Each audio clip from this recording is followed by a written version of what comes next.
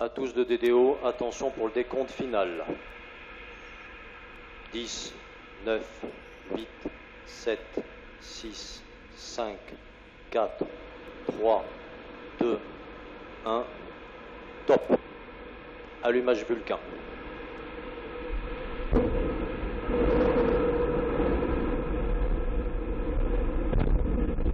Allumage EAP, décollage.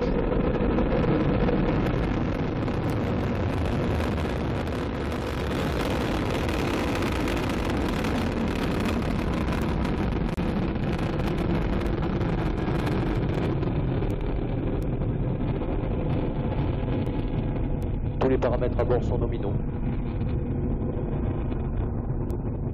Le plafond est bas ce soir, beaucoup de nuages au-dessus de Kourou, mais on arrive quand même à suivre cet Ariane 5. Vous l'entendez, tout se passe bien, 45 secondes déjà de vol, et toujours cette impression de puissance, c'est pas qu'une impression d'ailleurs, ça vibre bien au décollage, une Ariane 5. Alors bien sûr, on a les images à l'écran. Là, le son arrive ici à Jupiter maintenant, ce qui fait un décalage et donc les murs commencent à vibrer, ce qui est toujours très étonnant. Et pour tout vous dire, elle passe à 1 minute 05 au-dessus de nos têtes et le bâtiment vibre. Nous sommes à 14 km de la zone de lancement et on l'entend bien passer, cette Ariane 5. Un beau décollage. Compte tenu des fortes pluies, c'était ces derniers jours très gâté. Hein. Oui, beaucoup de pluie ces derniers jours. Il ne faut pas oublier que la Guyane a 3 mètres d'eau annuelle par mètre carré par an. Ah, c'est un beau record, effectivement.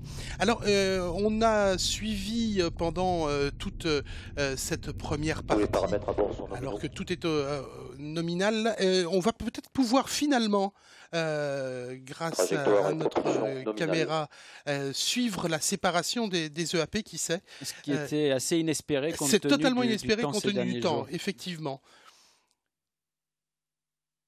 Nous allons avoir donc, je le disais, une courbe qui va s'afficher.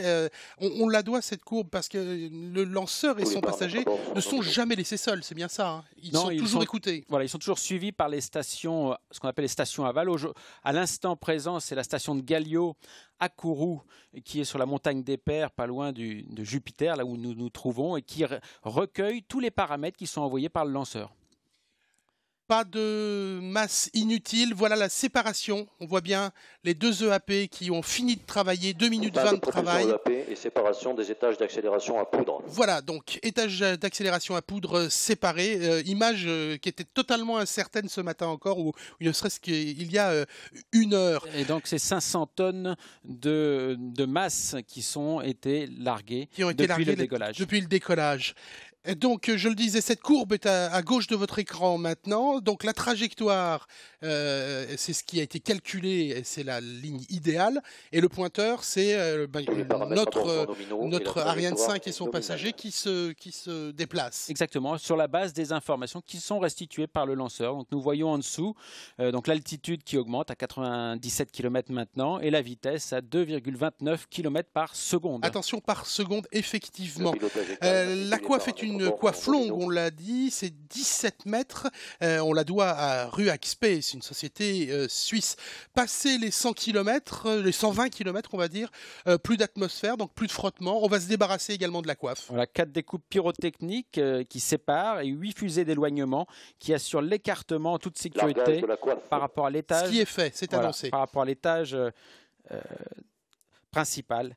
Et donc, une amélioration sur ce largage. Alors, effectivement, le système de séparation horizontale dit HSS3 de la coiffe bénéficie d'une amélioration permettant de réduire significativement les chocs à la découpe des parois de la coiffe et son éloignement. Cette nouvelle configuration a nécessité plus de 50 développements.